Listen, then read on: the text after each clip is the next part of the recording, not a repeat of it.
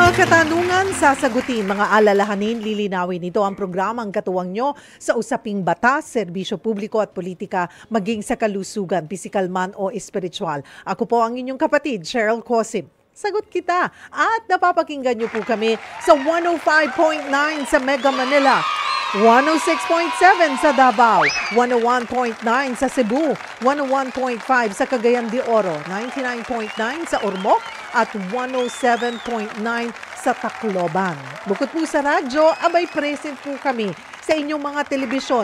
Sa lahat po ng Signal subscribers, kung hindi pa, mag-subscribe na po kayo sa Signal. Ang True TV ay mapapanood nyo po sa Channel 19.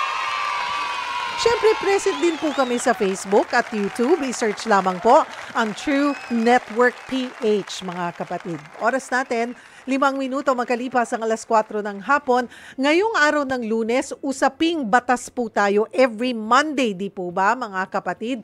Mainit na usapin nitong mga nakaraang araw. Ang pagsasampa po ng kaso ni Vic Soto laban sa direktor na si Daryl Yap. Ito ay matapos tahasang mabanggit ang pangalan ng aktor sa trailer nga po ng bagong pelikula ng nasabing filmmaker. Hindi po bababa sa 19 counts ng cyber libel ang isinampa laban kay Daryl Yap. Bagay na handa naman daw niyang harapin sa korte. Bukod po dyan, nag-file din si Vic Soto ng petition for writ of habeas data. Nakaschedule ang unang hearing sa kaso sa January 17. Dapat po ito originally, it was scheduled on the 15th, tomorrow, pero na-move po ito ng 17th. Ayan. Pero hindi lamang po mga artista ha, kundi ang mga normal na mamamayan ay pwedeng magsampa o masampahan ng kasong cyber libel. At himayin din natin ang iba't ibang aspeto ng cyber libel kasama po ang ating guest lawyer. At yung habeas, writ of habeas data. Ano nga ba yun, 'di ba? Para mas maintindihan po natin. Baka akala nyo po kasi ang nasasampahan lang ng cyber libel ay yung mga nasa industriya po namin, entertainment or sa news, hindi po. Tayo po lahat ay possible. Para mas maintindihan natin, mas maging maingat po tayo, himayin po natin. Ano nga ba ang cyber libel? Ano po yung writ of habeas data? Ayan. Tapos, meron na rin ngayon yung development, mayroon ng gag order na in-issue sa bawat kampo. Pag sinabing gag order, ano nga rin ba to? Abay, himayin po natin to. Abusuhin na natin ang ating napakagaling na guest, lawyer po for today. Siya po ang pinaka makakapag-explain ito ng talagang maiintindihan ng ordinaryong Juan de la Cruz. Ayan. Kasi di ba minsan, di ba mga kapatid, pagdating sa batas, nosebleed tayo or ginagawa nating excuse, hindi ko alam yan, meron palang ganyang batas. Di ba? Hindi po excuse dapat yung hindi natin alam. Dahil yung hindi natin alam, minsan dyan tayo makakasuhan. Ayan. Hindi po rason or hindi depensa na hindi natin alam or ngayon lang natin narinig yung klaseng ganitong batas. Sali po kayo sa ating discussion. Siyempre, hindi po mawawala ang ating question of the day. Ang ating question of the day, na biktima ka na ba ng online paninira? Ayan, ng paninira sa online. Anong klaseng paninira yan? Anong ginawa nyo pong aksyon? Ano nga man pwede natin gawing aksyon, 'di ba? Pag po may isang taong nagpo-post ng kung ano-ano tungkol po sa atin, whether totoo or hindi, pwede ba 'yun? Kung kahit na totoo man 'yun, 'di ba? Pwede ba nang i-post ng kahit na sino po 'yun? Kung may gusto po kayong i-share, mag-comment lamang po kayo sa ating live stream. Kung may nais itanong, tumawag lamang po kayo. Kung gusto niyo diretsang kumonsulta po, or may mga concern po kayo, or may mga gusto kayong klaruhin sa nasabing mga batas na pag-uusapan natin, maaari po kayong tumawag sa 8689-3289 or sa 8689-3290. Again, that's 8689-3289 or 8689-3290. At simulan na po natin ang ating discussion. Buti, pinuntahan tayo dito. Hindi pa siya masyadong busy. Busy lang, pero hindi pa busy. Live ngayon dito sa studio, ang ating legal expert attorney, Mel Santamaria. Dean Mel, hello po. Thank you. Happy New Year. Happy New Year sa iyo, Cheryl, at sa ating mga tagapanood at tagapakinig. Happy New Year sa inyong Kamusta lahat. ang iyong naging holiday season? Mabuti naman at kasama ko pamilya ko at syempre kagaya ng pangkaraniwang pamilyang Pilipino, nag-Noche Buena kami at nakapunta pa kami sa Japan kahit nakaonte at pagkatapos New Year, ayun, nagpalitan ng mga regalo. The usual na masayang Filipino family. Oo, walang katutumbas Walang tutumbas doon sa panahon sa pamilya, no? Totoo yan. Diba? Totoo yan. Kasi ang pamilya, iyan lang ang... Ilang tatakbuhan mo? Ilang tatakbuhan mo at sila lang ang tunay na nakakaalam kung ano ang pagkatao mo. Correct. Diba? I super agree. I super agree on that. Ayan, mga kapatid, ito po very interesting yung ating pag-uusapan na Dean Mel, dahil talagang umani ito ng attention sa social media. This particular trailer na parang the rapists of Pepsi Paloma, yun yung nakalagay. Yung title. Okay. Tapos pag pinlay mo pa, talagang sasambitin yung pangalan na Vic Soto. Tinanong, 'di ba? Ni-rape ka ba ni Vic Soto? Tapos dun sa trailer, sumigaw ng oo. So yun yung trailer lang, mga kapatid, trailer. Talagang umani. Okay. So ito yung naging basihan ng kampo ni Vic Soto na magsampa ng cyber libel. Totoo yan. Not just one count, but 19 counts. Wow, 19 counts. Ang dami. Ayan, tanungin mamaya, i-explain. Though I was able to talk to Attorney Buko about it. Pero meron na rin pong inilabas na gag order daw. Ngayon ay represented na rin si Daryl Yap ng kanyang counsel, at si Attorney Fortune. Ang side naman ni Vic Soto ay kay Attorney Buko de la Cruz, So ayan, ng gag order, naglabas na ng gag order ang korte about it. Simulan ko muna dun sa gag order. Pag sinabing gag order, ano po ibig sabihin yan? Ang gag order ay isang pagbabawal sa bawat panig, pag-usapan ang mga inihain sa korte, mga alegasyon sa korte at lahat ng proceedings na nagmumula sa korte. Direkta makikita mo sa kautusan kung sino ang pinagbabawalan nito. Sabi sa pinagbabawalan, ang mga petitioner at mga taong for and on their behalf ay gumagalaw para sa petitioner. So yung both parties hindi na pwede magsalita sa media or mag-post ng kahit ano about that case. About the case, the merits of the case, kung saan hahantong ito, kung anong kanilang paniniwala, kung anong kanilang opinion, wala na. Yung both sides lang. Both sides. Tayo sa media, pwede pa natin ito i-discuss. We're okay. We're okay kasi kung titignan I just wanna make sure bago natin detalyehin Baka tayo mapag-gag order din Di ba, basta ma-contempt kayo kung abogado nyo. Yan Pero malinaw naman yung order ng korte. Hindi naman malawakan, no? Laban lang doon sa mga partido ang hindi di-discuss ng kaso.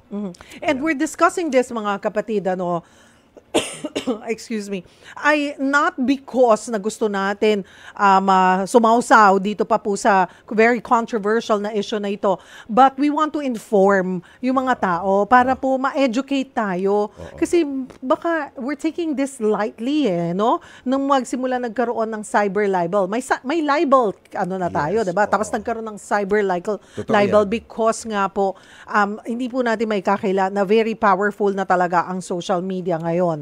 So, ayan po. So, that's the gag order, but we could still discuss. Puntahan natin ang kaibahan ng ordinaryong libel sa cyber libel.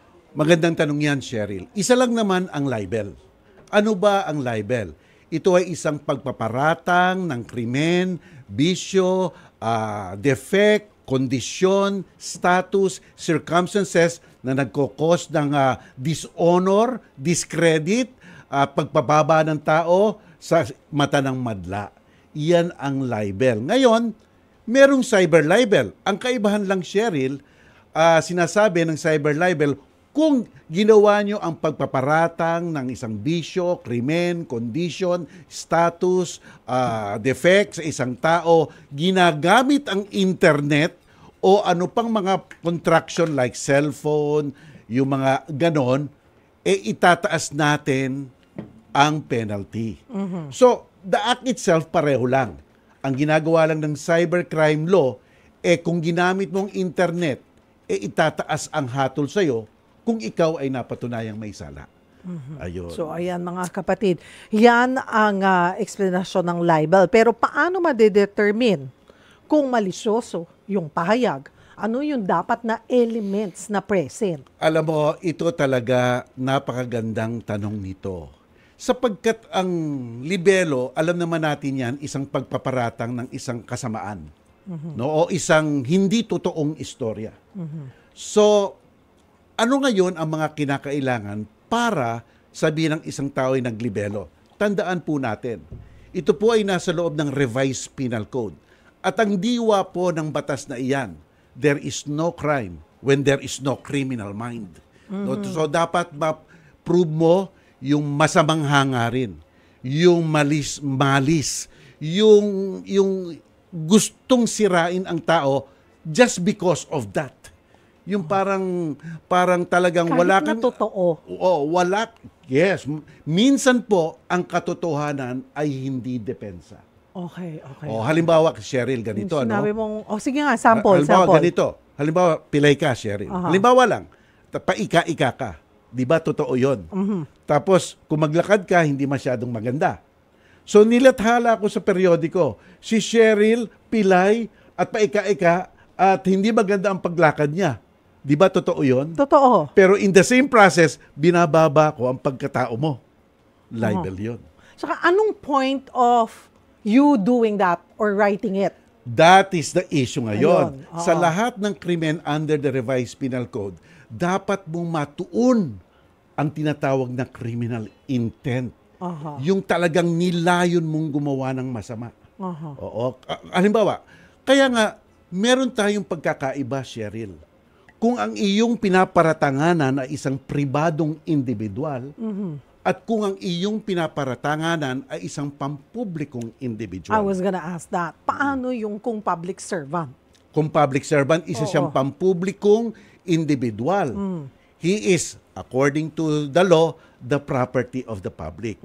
Tandaan natin itong mga public figures na ito. At ang kasama dyan, sabi ng Korte Suprema, malinaw na malinaw, hindi lang politiko, atleta, mga celebrities, mga movie actors and actresses, broadcaster, mga television people, kasama dyan sa public figure.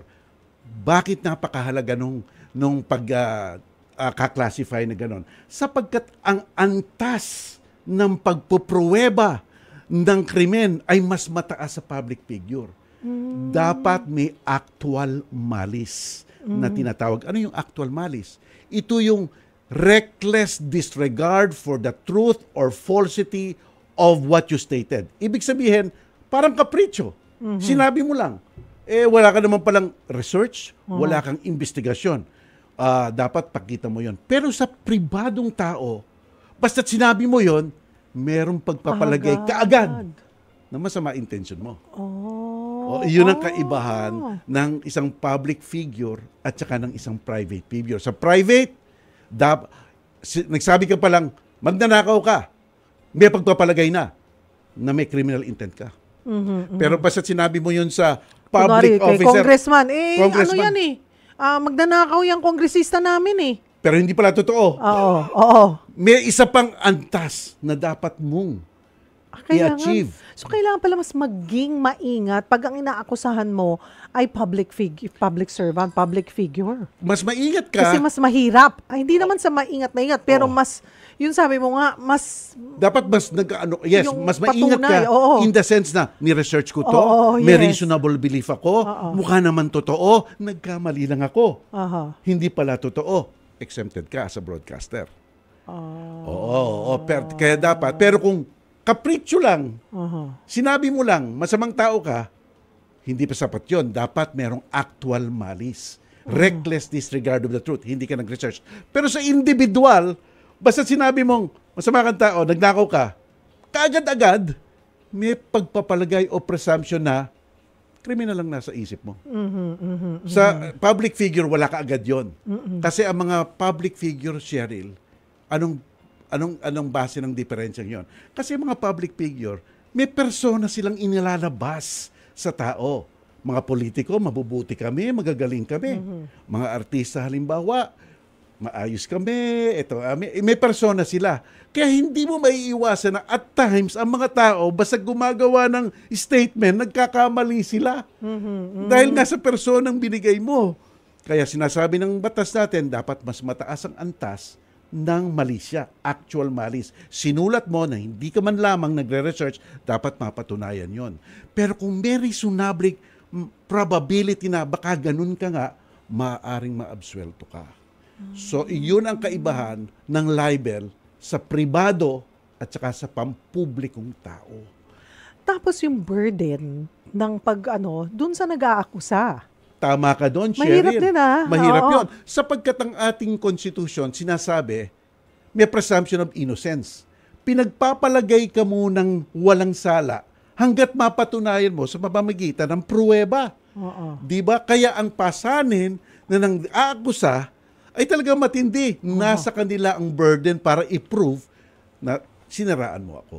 Oo, So yun. parang dito sa lumalabas, dito po sa kaso, Oo. dahil ang nagsampa ng cyber libel, Yes. 19 counts, ay panig ni Vic Soto, nasa kanila yung burden of proof. Eksakto.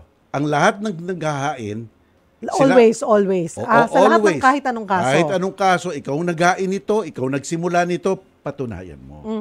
Oo. Kaya ang mga akusado, meron silang karapatan manahimik. Hanggat nakikita, hindi pa nila nakikita yung tunay na akusasyon. Kaya iyan ang nangyayari ngayon dito sa mga korte natin, binibigyan ang dalawang panig ng pagkakataon para isulong ang kanilang kaso, yung isang panig, at dumepensa naman ang isang kaso. Okay, balikan ko konti yung gag order. Yung gag order, yan ba nanggagaling lang sa korte or isa sa magkabilang panig ang mag-a-apply niyan? Oo, hinain niya ng isang maghahain. panig. Correct. Hinain niya ng isang panig. Kasi sa palagay nila, yung mga diskusyon sa madla, baka makaapekto sa pagdedesisyon ng korte. Kaya sinasabi nila, patigilin ang kabilang panig na mag-discuss ng kung ano man sa kasong iyon habang ito'y umuusad. At dito sa kaso pong ito na ating pinagbabasihan why we're talking about cyber libel at writ of habeas data ay ang kampo po ni Daryl Yap ang naghain ng gag order. Oo, ng gag this. order. At ngayon lang ata na-grant naman ng Yes, korte. na-grant. Oo. Na-grant naman ng korte. Okay.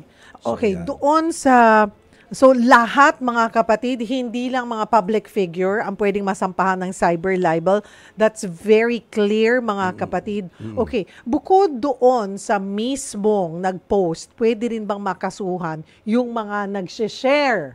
Kaya ba naging Okay, 19 counts of cyber libel. Yes. Balikan ko lang, 19 counts. Oo. Although, I was able to ask this sa isa aking newscast na One Balita Pilipinas, kaya Attorney Buko. Sabi ko, isa lang yung material. Bakit 19 counts ng cyber libel? Bakit po dumami? Hindi ko alam kasi hindi ko pa nakikita ang hinain ng mga complaints, no?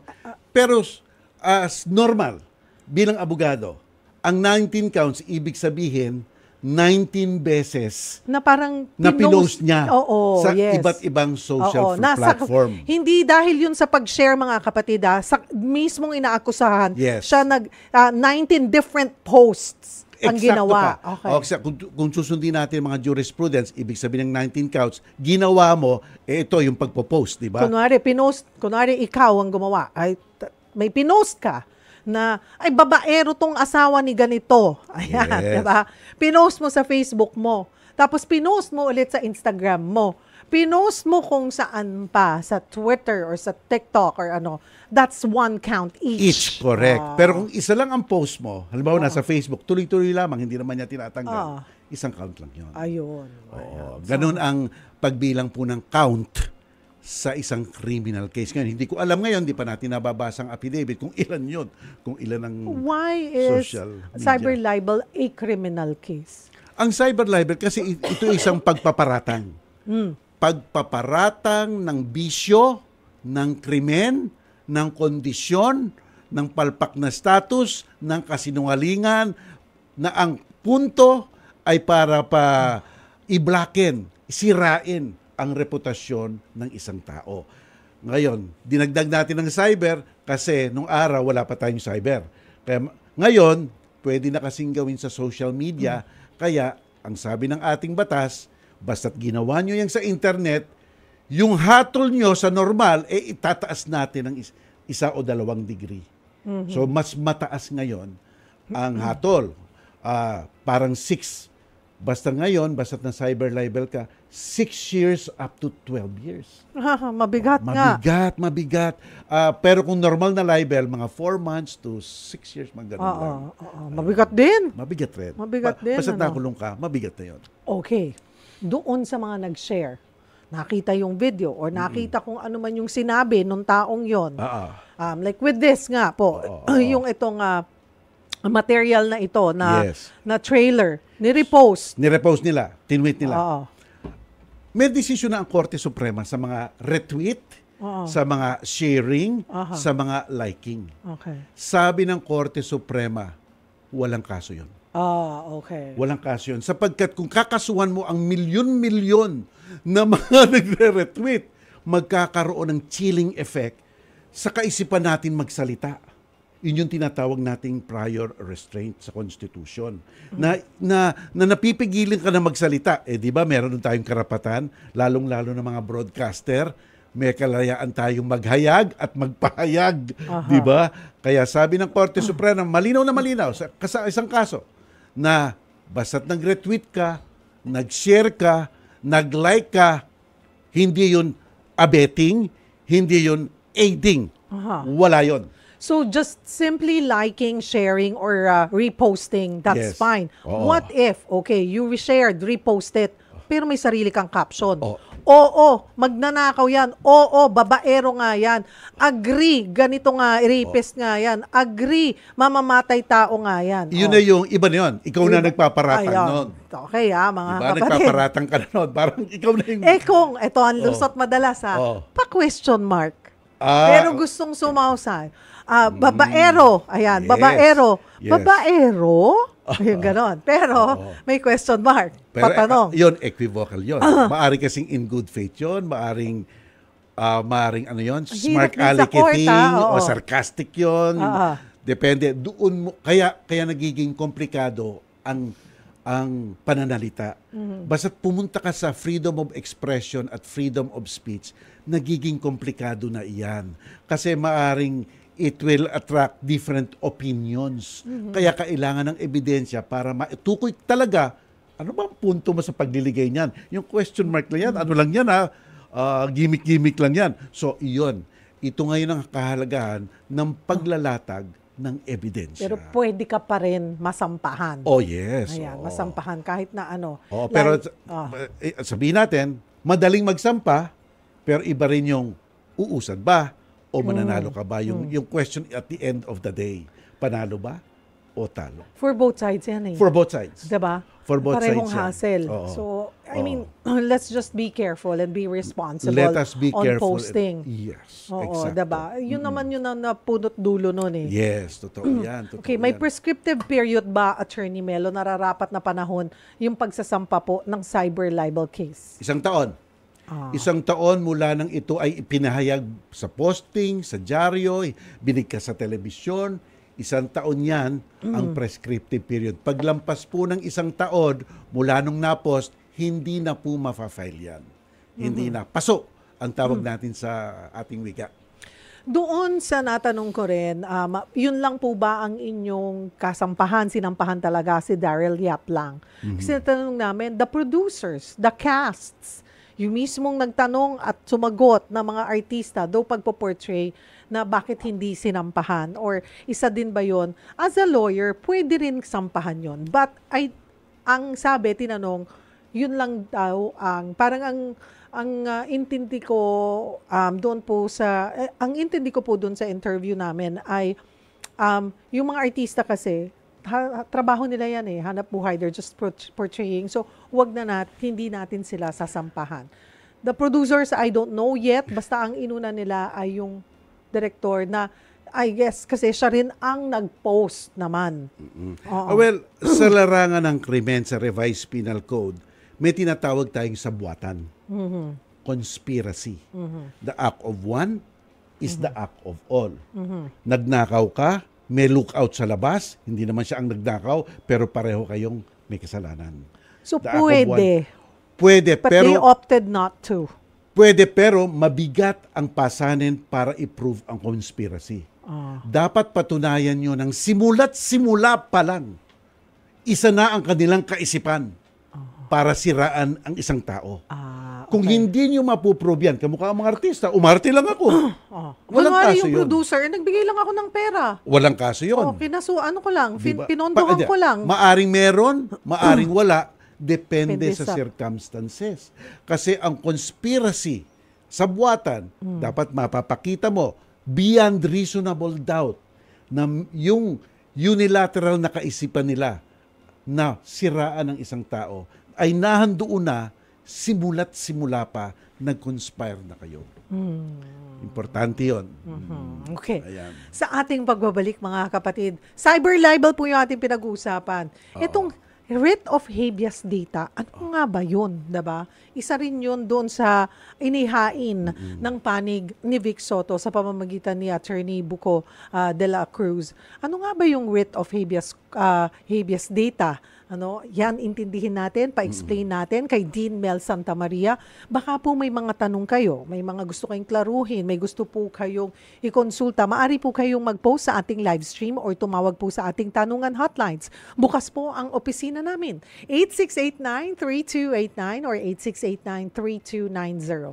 Huwag po kayong bibitaw, magbabalik po ang programang Sagot Kita. Nagbabalik po ang programang Sagot Kita. Kasama po inyong lingkod Cheryl Cosim, ang ating question of the day. Nabiktima ka na ba ng paninira online? Anong aksyon ang ginawa mo or pinabayaan mo na lang? Kasama pa rin natin Dean Mel Santamaria, ang ating legal expert. Marami na ba nagsasampa ng cyber libel? I mean, we're talking about in general, mga kapatid. Yes, Or madam. hassle din yun, Dean Mel? Oo, madami na rin nagsasampa. At syempre, basta't kinasuhan ka, hassle rin yun. Hassle sa nagsasampa at hassle sa sinasampahan kasi aksayang ng oras o di aksayang ng oras, depende sa pagtingin mo. Pero mula nung lumabas ka itong social media na to, itong mga TikTok, mga Facebook, mga Twitter, mga Instagram, madaming mga paninira rin nangyayari dyan. Minsan nababasa pa natin. So may mga naglalakas loob na magsampa. Madami na rin nagsasampa dyan. Oo. Yung mga photos, like yung photos, kunwari, ikaw Dean Mel, may nakita akong nakaganyan sa yung girl. Oo. Diba na, pinicturean kita. Ay, Click. Pinost ko. correct ka dyan. Wala akong ginawang caption. Pero yung litrato, Pero pinost ko. yung litrato, Kasi baka akala nila sa pananalita lang Sa salita lang, diba? maganda yan, Cheryl. Hindi lang sa pananalita. Oo. Kung ano ang pinapahiwatig ng pinost mo. Oo. At ang isang measure ng isang libel, kung ano ang nagiging opinion nung mga nakakakita, nung mga nagbabasa. Nasiraan ka ba dahil ang tingin ng mga tao, ikaw ay nangangaliwa? Oo. Ikaw ay isang manyak? Kunwari ako, sinabi ko lang, wala lang, mukhang sweet lang kilala mo ba yung taong to? Hindi.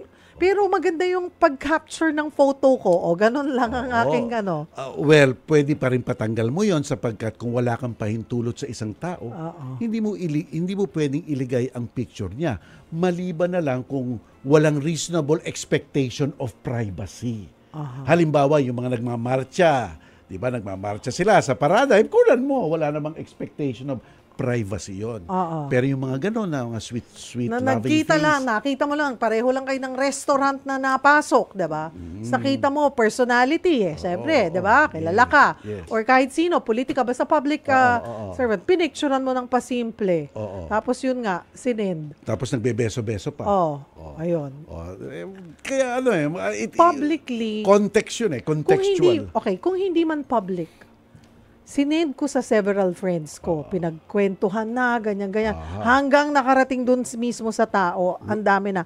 Pwede ka pa rin ba magkaso? Basta isa lang ang nakabasa o nakakita bukod sa iyong tinutukoy, libel yun. Libel na yun, mga kapatid. Akala nyo, mag-iingat tayo. wala naman kung pinuso sa Facebook, sa Twitter, hindi. Pero finorward mo sa mga ilang friends. Correct. Pwede ka kasuhan. Hindi mo naman pwedeng sabihin, hindi naman umabot sa 100 na katao ang nakakita. Isa lang bukod sa aking tinitira. Ay, libel rin yun. Libel na yun, mga kapatid. yun. Ayan Okay, puntahan natin. Writ of habeas data. What is writ of habeas data? Ano pong ibig sabihin niyan? Alam mo, Sherry, lahat tayong mga citizen of this Philippines, in this democratic country, we have the right to privacy.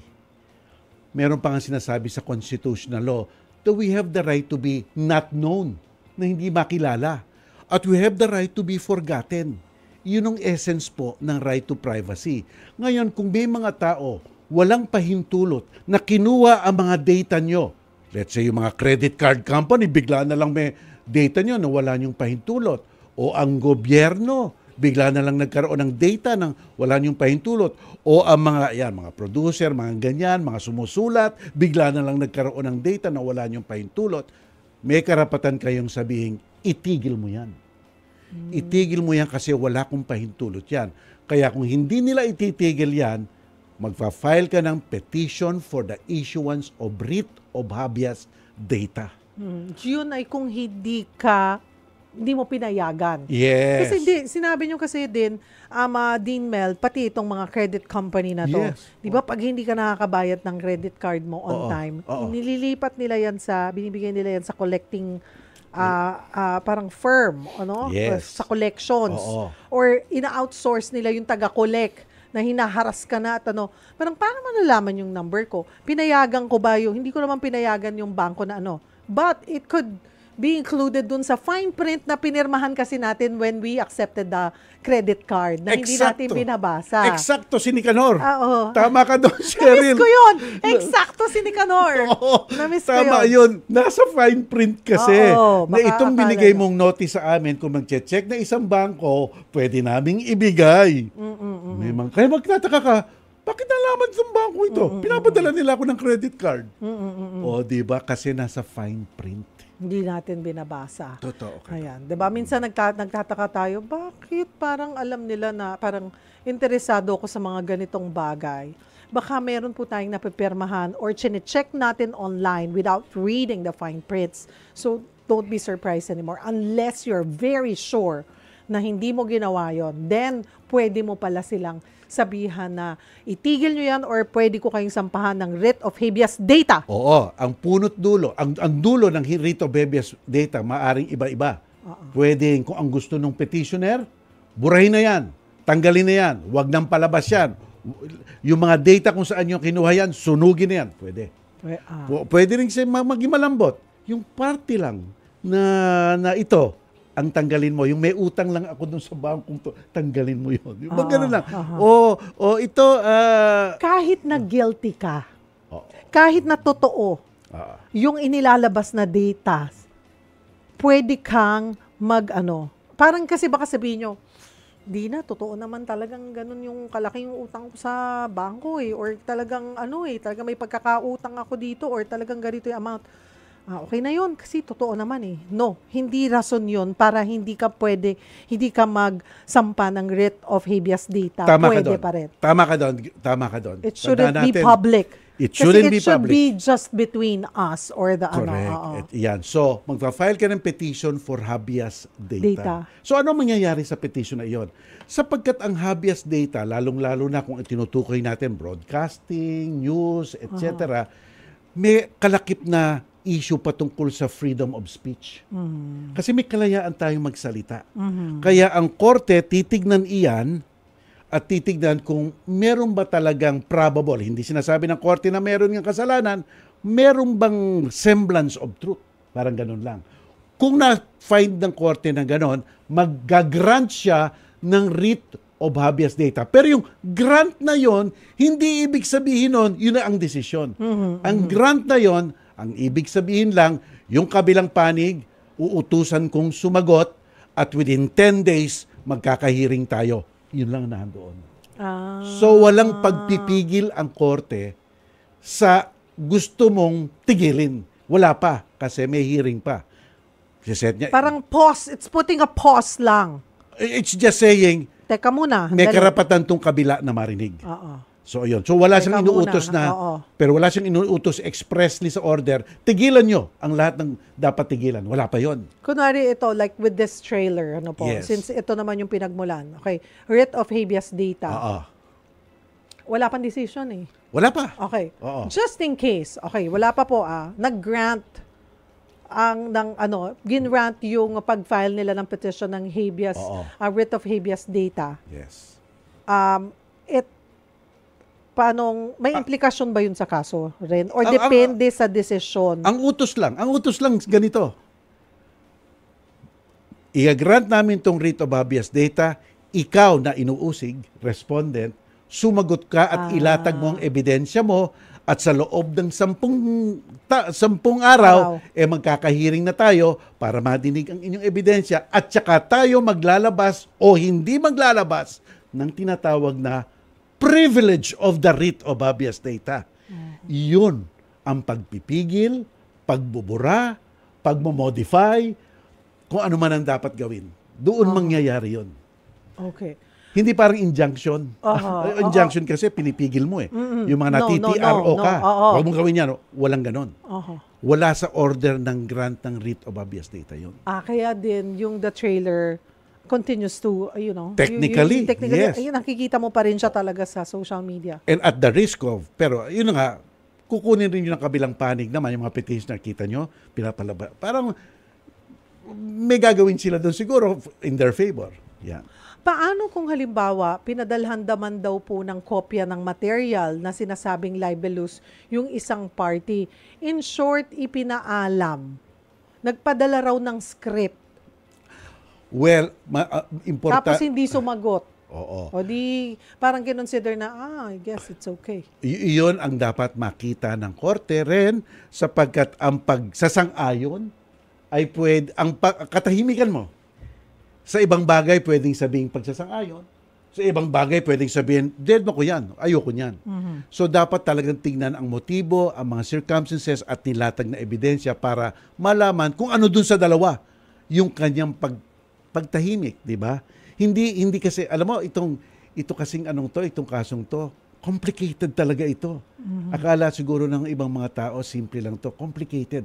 Kasi, Cheryl, pumapasok dito yung freedom of speech, freedom of expression. Tsaka yung sa mga movie, meron silang tinatawag na creative license. Tandaan natin. Pero mentioning the name itself. Yung creative license naman yon, hindi ka dapat umabuso. Oo. Di ba? Yun naman. Kasi meron din tayong ganun eh. May karapatan ka, pero hindi ka dapat umabuso. So, titingnan ngayon yung angle ng mali siya. Di ba? Yun.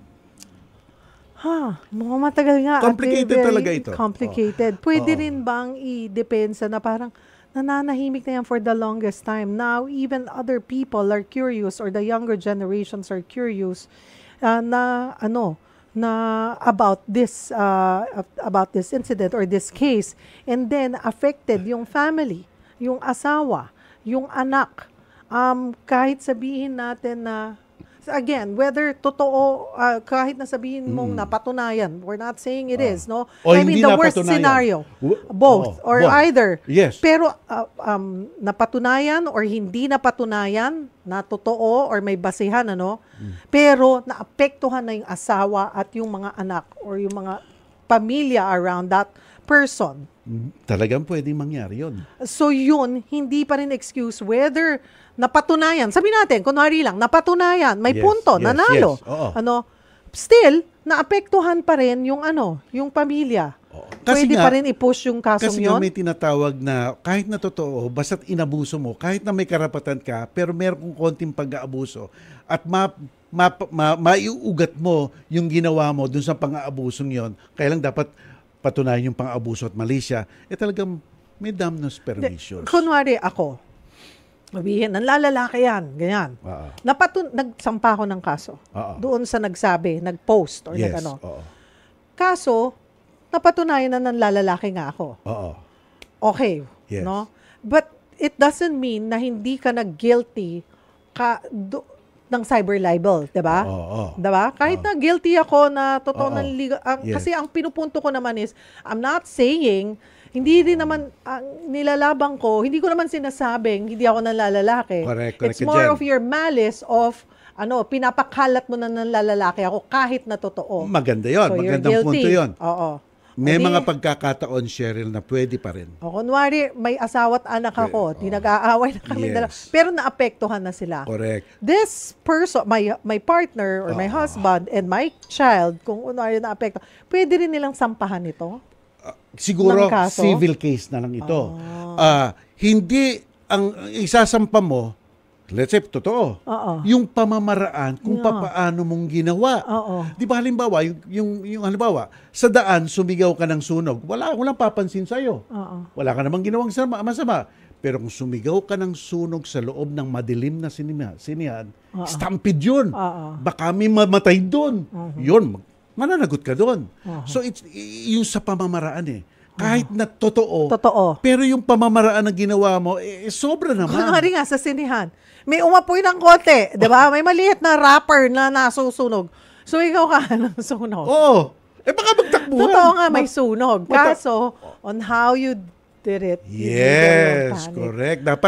Kaya dapat tansyado mo rin ang mga kilos mo. Yan yung sinasabi natin, simple, Cheryl, maging responsable ka. Yes. Yeah. Ika maging responsable. Kung responsable lahat ng tao, siguro walang gusto na ganito. Di ba? Parang ganyan. Yes, mga kapatid.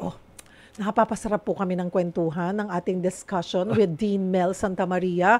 Mga kapatid, baka meron po kayong mga concern, may gusto kayong iklaro ukol po sa writ of habeas data and cyber libel para mas klaro nyo pang maintindihan. Maaari po kayong humabol, i-post nyo po yan sa ating live stream or tawag po kayo sa ating tanungan hotlines. Huwag po kayong bibitaw, magbabalik po ang programang Sagot Kita with Dean Mel Santamaria. Nasa huling bahagi na po tayo ng ating programang Sagot Kita. Marami po kami napapag-usapan ni Attorney Mel kasi ang daming pwedeng i-apply ang cyber libel at saka writ of habeas data sa ating pang-araw-araw na ginagawa ngayon, mga pang-araw-araw na pinopost natin. Yes. Di po ba? Yung mga, kaya yun ang lagi nating pinapaalalahanan na maging responsable. Diba? Kunwari, meron akong sex video. Yes. Wala. Pero kunwari, Cheryl Cose may sex video nung ilang taon na ako, 50 ako ngayon. Nung ako'y 20 years old, lumabas. Totoo, kunwari, meron basihan, diba? Ganyan. Kinasuhan ko yung naglabas, diba? Pero naging maganda kasi, very controversial or naging maganda yung flow ng story, ginawa ng pelikula. Ngayon, 50 na ako. Palagay natin, pinadalan ako ng script. Ayoko nang balikan diba? Tahimik na buhay ko, normal ng buhay ko, ganito, ganyan. Hindi ko na lang pinansin. Parang ano ba yan? Ano ba yung script na yan? Parang, sinong nasa tamang pag-iisip na mag-i-interest pa sa ganyan? Pagkakakitaan lang ako, ganyan, ganyan, ganyan. So, hindi ko pinansin at all. Dinedma ko. Wala akong sagot. Wala silang nakuhang ni, ha, ano, bakit, ganito. Wala. Nothing. Then that person pushed with the story na sa aking I mean, diba? Diyan papasok yung tinatawag nating abuse of right doctrine. Pwede bang ilaban nung gagawa nung pelikula ko na? Pinadala naman namin, pinaalam naman namin. Sapat ba na pinaalam lang pero walang nakuhang sagot? Ano na ba yun? Pwede na bang pamantayan yon o mapapanghawakan ba niya in case na magsampa ako ng kaso na hindi ko na nga sinagot tinuloy mo pa? Or baka ang ipunto naman nung gumawa nung pelikula ko, Pinaalam naman namin In good faith, pinaalam namin. Iyan ang magkatunggaling posisyon ng dalawang panig sa tingin ko. Kasi silence can mean so many things kung wala pang kaso. 'Di ba? Silence can mean anything kung wala pang kaso. Kung may kaso na at tumakas ka, may semblance of guilt. Pero may kaso na 'yon, Cheryl. Pero ito habang walang kaso pa, pumapasok yung konsepto ng abuse of right. Minsan may karapatan ka, pero hindi ka dapat kaagad-agad gumawa ng mga konklusyon sa mga bagay-bagay na whether inaasahan mo o hindi. Kamukha yung silence. No? Kasi madaming ibig sabihin yon, madaming connotation yon, madaming pagpapahalaga yon. Kaya ito na nga ang importansya. Nang titignan mo ang ebidensya, kung iyon ay ginawa lamang o yun ba talaga ay tunay na may concern sa loob ng mga script na yon. So, depende talaga. Okay. Hindi mo naman pwedeng sabihin na paano kung nakabase lang sa storya ko pero hindi ginamit ang pangalan ko? Pero alam mo na ikaw yon. Alam ko na ako yan Ako yung karakter na yan Pwede. Kasi nga, pinadala mo ako ng script kahit na hindi mo ginamit kasi pwedeng, hindi sumagot si Cheryl. Hindi natin pwede gamitin wag natin gamitin na yung pangalan niya or ganyan. Pero ako, nung napanood ko na, lumabas na, pinadala mo ako ng script. Ibig sabihin, kahit hindi mo ako tinukoy, ginawa mong basihan. Kasi pinadala mo ng script Pwede ko ilaban yun. Kahit na hindi ka pinadala ng script, kung napapanood mo na parang parehong-pareho ng buhay mo. Pwede yun actually. Sabi ng ating Korte Suprema, ang paghahain ng libel, hindi kinakailangan yung identification. Basta't nakikita mo lang yung innuendos na, tingnan mo na ako yan Aba, ibang istorya yon. Kasi siguradong may makakaalam, di ba? Kung sino man ang nakakaalam ng mga audience, ay si Cheryl yan. Yun na, pumapasok ng elemento ng libel. Kaya yung mga pa-secret dyan na, diba? Oo, Easy. correct. Baka maubusan tayo ng oras, Dean Mel. Si Joffrey Uy, tinatanong niya, ano ang mas mabigat? Dean Mel, defamation or cyber libel? Ano yung kaibahan? Siyempre, ang cyber libel ang mas mabigat. Okay, ito mga antas niyan. Ano ba ang defamation sa ating revised penal code? Cheryl, sinampal kita sa lahat ng tao, napahiya ka, defamation. Kaya ka, wala ka naman, hindi ka naman nagkasugat. Defamation lang. Pero, nag-akusa ako sa'yo, nagparatang ako sa'yo, nagbintang ako sa'yo, at sinulat ko, binroadcast ko, ginawa ko halimbawa, yan, libel yon. At kung niligay mo sa internet, cyber libel yon. Yung normal na pagpapahiya, ano lang po yun, defamation, maaring depende sa hagupit na sampal sa'yo. Halimbawa, ang magiging, hatol sa'yo. Na kaya pala naman, dahil hirap din, hindi lusot kung nagba-blind item ka. That is correct, Cheryl. Hindi lusot ang nagba-blind item ka. Hindi ko naman pinangalanan Hindi rin lusot kahit yun. sino naman pwede po mag-blind item, hindi lang yung mga showbiz columnists natin. Minsan tayo sa sarili natin, kayo-kayong magkakaibigan, magpa-friends sa Facebook. Exactly. Blind item. Sino tong ganito-ganyan? So kayo-kayo nag-uusap-usap kung sino yung blind item. Yes, pero nare-recognize mo na. Kung pinag-uusapan itong mga to Oo, itong pinag-uusapan, nare-recognize mo na. So, at kung masyerto mo yon, nare-recognize mo na, may mga landmarks, may mga parang tinatawag milestone na parehong-pareho sa buhay mo. Ako yan. Di ba?